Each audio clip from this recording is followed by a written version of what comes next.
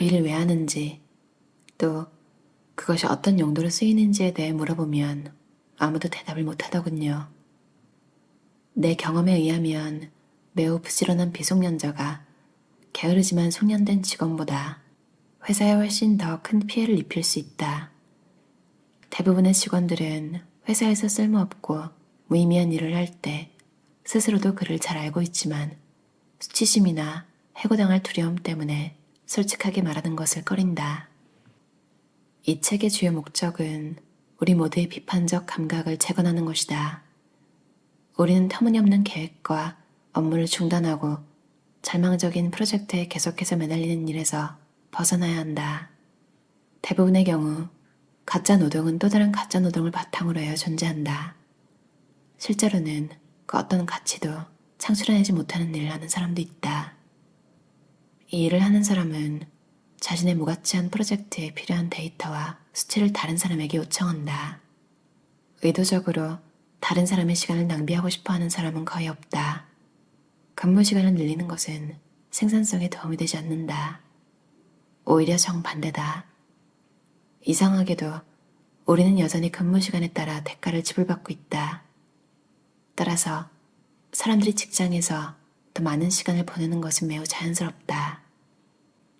문제는 그 시간을 채울 만큼 업무가 많지 않다는 것이다. 그 때문에 사람들은 중요하진 않지만 만족감을 가져다주는 업무를 하며 37시간을 채우게 된다. 우리는 헛소리 문화 속에서 살고 있다.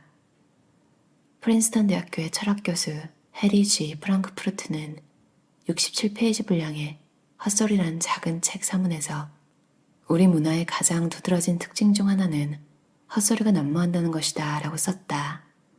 이 책은 2005년에 출간되었으며 몇 주 동안이나 미국 베스트셀러였다.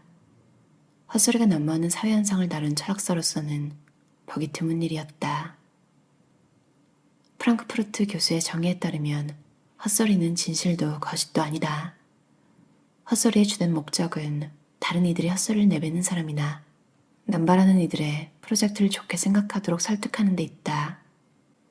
프랑크푸르트 교수는 헛소리를 남발하는 것이 때로는 거짓말보다 더 나쁘다고 주장했다.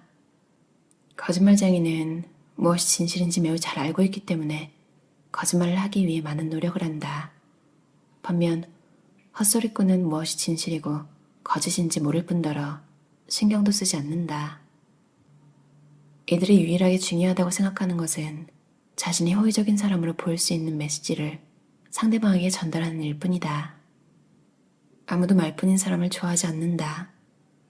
공허한 헛소리라는 것은 자신이 말하고자 하는 것이 무엇인지 실제로 알지 못할 때, 또는 자신이 말하려 하는 것이 옳은지 그른지 알지 못할 때, 그리고 단지 상대방에게 감동만을 주고 싶을 때 사용하는 코드 언어라고 할 수 있다.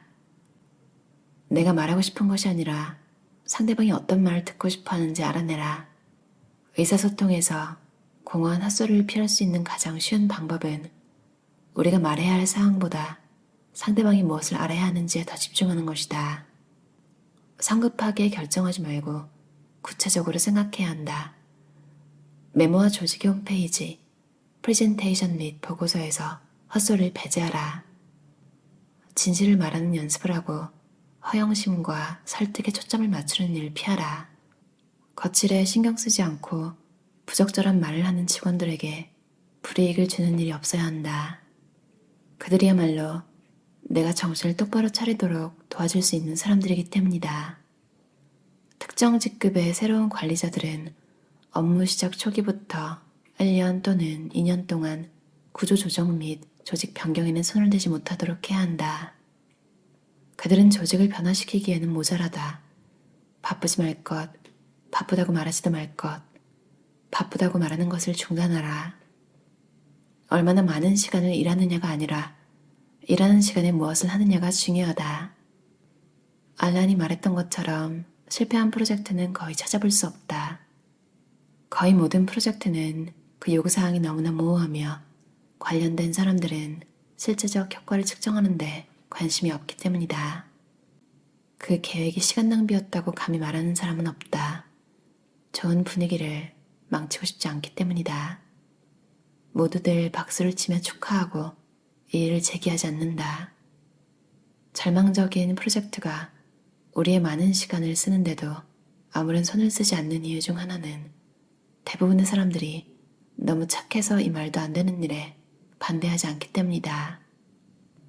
이들은 갈등을 원하지 않는다. 두 가지 서로 다른 태도를 지닌 사람들을 모두 수용할 수 있는 관용적인 기업을 만들지 않는다면 애초에 존재하지 않았어야 할 것들을 제때에 없애버리기가 매우 어려워진다. 자신의 작업에 제한을 설정하라. 경제적으로 독립하라. 사람들은 왜 가짜 노동을 하는 것일까? 대답을 요약하자면 그들이 다른 일을 할 수 있는 여건이 조성되지 않았기 때문이라고 할 수 있다. 기성세대의 대부분은 매달 고정된 생활비를 감당해야 하고 가족 전체를 책임져야 하는 상황에서 직장을 그만두는 것이 매우 위험하다고 생각한다. 젊은이들은 이런 책임을 지지 않아도 되기에 까다롭게 굴 수 있는 것이다. 내가 가짜 노동의 요인 중 충분히 고려하지 않았던 것이 하나 있는데 바로 경제적 독립의 중요성이다. 내가 만났던 많은 이들이 이를 지속적으로 강조해왔지만 가짜 노동과 조직의 관계를 주로 파헤쳤던 내 관점과 맞지 않았기 때문에 흘려들어 버렸다. 이들 중 몇몇은 경제적 여유가 있었기 때문에 가짜 노동에서 벗어날 수 있었다. 예를 들어 어떤 이들에게는 대부분의 생활비를 감당할 수 있는 배우자가 그들의 탈출구가 되었다. 이것은 매우 간단한 조언이지만 실제로 실행에 옮기기는 쉽지 않다.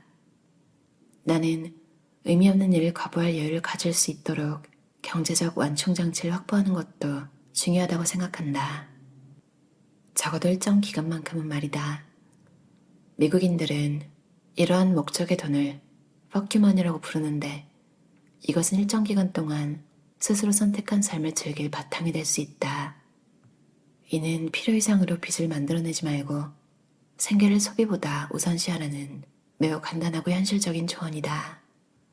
우리들 중 많은 이들은 한 달 벌어 한 달을 살고 있고 특히 덴마크인들은 세계에서 가장 빚이 많은 국민 중 하나다. 많은 이들에게는 소득이 저주가 될 수도 있다. 그들은 개인 소비를 증가시켜 현재 소득에 의존하게 된다. 우리는 이를 피하기 위해 좀 더 폭넓은 질문을 자신에게 던져야 한다. 내게 필요한 것은 무엇인가?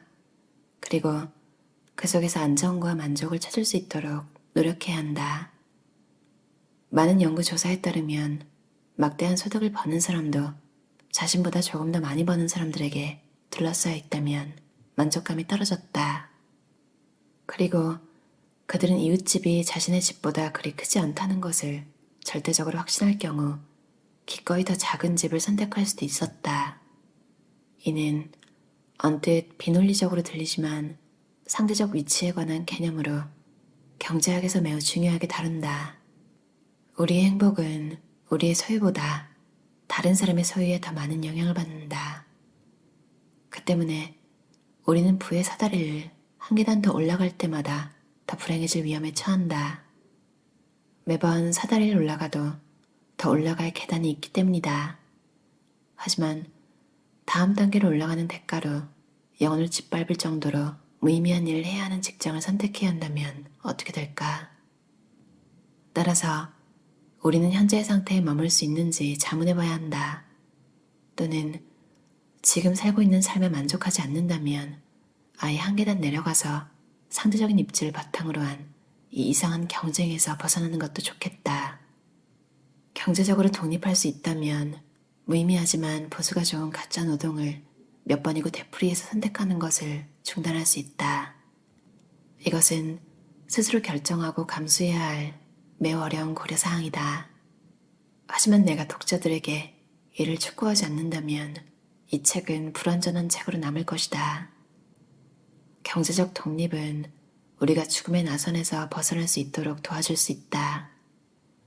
경제적으로 독립할 수 있다면 무의미하지만 보수가 좋은 가짜 노동을 몇 번이고 되풀이해서 선택하는 것을 중단할 수 있다는 말이다. 아네르스 포그 옌센과 나는 가짜 노동에서 여러분은 생각보다 더 자유롭게 행동해도 된다라는 말로 책을 맺었다. 하지만 그 자유를 가지기 위해서는 스스로 노력해야 한다. 경제적 어려움을 겪고 있다면 이 자유는 우리가 주장하는 것보다 훨씬 작을 수도 있다. 그러므로 이 책은 의미 없는 일에서 벗어날 수 있는 선택을 위해서 경제적 자유를 창출하는 욕으로 글을 맺어야 한다.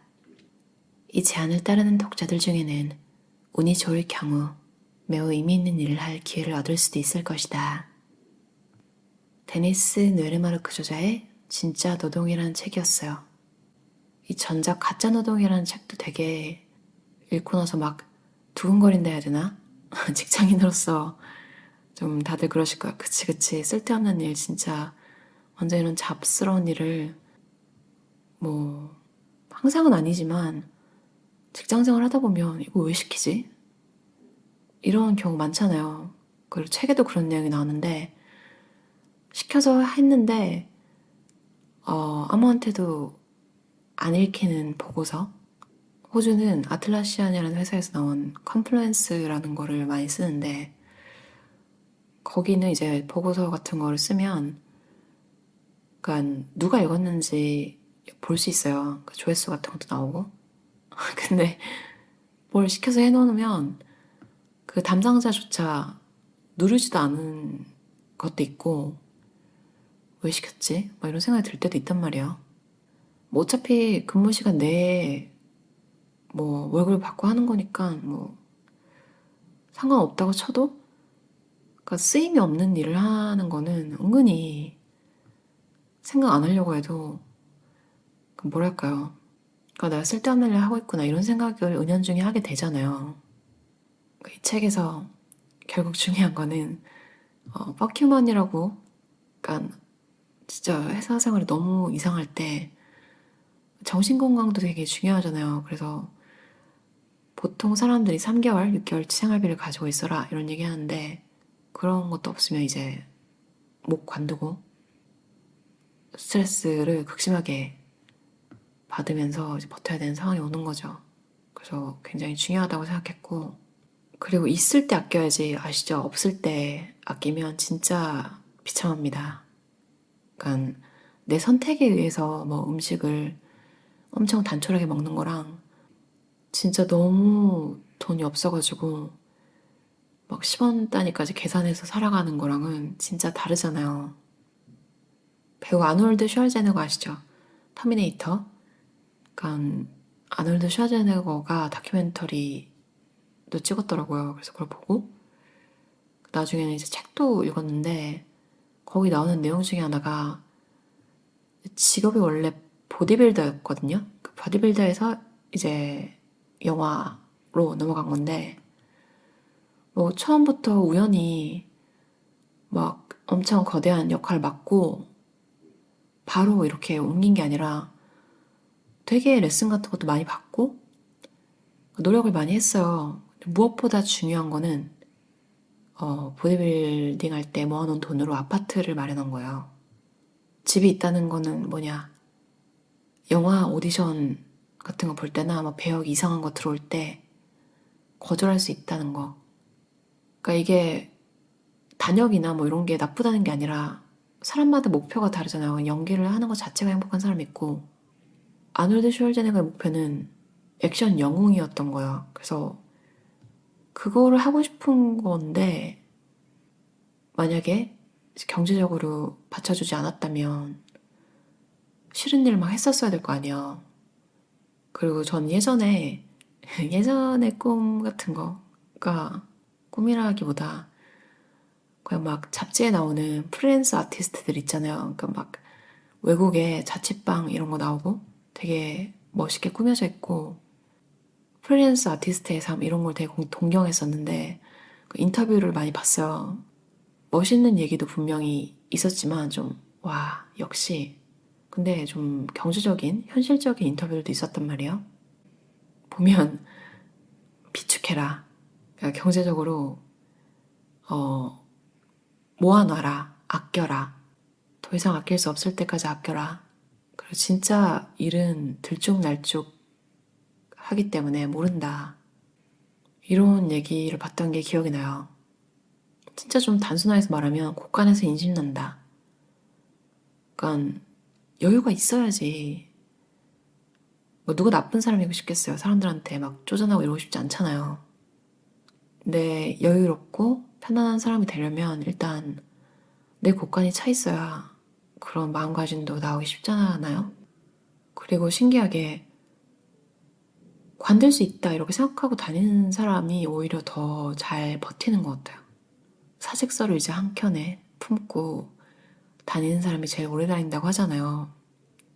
뭔가를 막 평생 오랫동안 하려고 하면 약간 긴장이 되고 잘 보이려고 억지로 뭔가를 막 하게 되고 잘 보이려다 보니까 스트레스를 또 많이 받겠죠. 근데 반면에 뭐 평생 다닐 것도 아니고 1년만 하고 뜬다 뭐 이러면서 뭐 그런 뭐 안 그러더라도 그런 마음가짐을 가지면 뭐 일을 소홀히 한다는 게 아니라 일단 좀 마음이 좀 편해지는 것 같아요. 단순함을 유지하고 자신감을 가질 수 있도록 노력하라. 책에 나오는 말인데 이런 삶을 사는 사람이 되고 싶다. 제가 어제 읽은 책 리뷰에서 회사에서 스트레스 받아가지고 엄청 막 잡담을 해놨잖아요. 뭔가 막 직장 생활이 이상한데? 뭔가 그냥 좀 두루뭉실하게 그냥 싫다 이런 생각만 들고 왜 싫지? 그러니까 누가 좀 정리해서 보여줬으면 좋겠다. 내 마음을 좀 읽어줬으면 좋겠다. 이런 생각이 드실 때 읽으면 좀 뭔가 좀 속이 시원하기도 하고 또 가깝해질 수도 있겠죠. 근데 조금 불편하더라도 준비를 해놓으면 장기적으로 내 인생에 더 도움이 되지 않나 이런 생각이 들어요. 이 책의 주요 목적은 우리 모두의 비판적 감각을 재건하는 것이다. 이게 딱 맞는 말인 것 같아요. 이 책에 대한. 단순하게 행복하게 사셨으면 좋겠어요. 들어주셔서 감사합니다.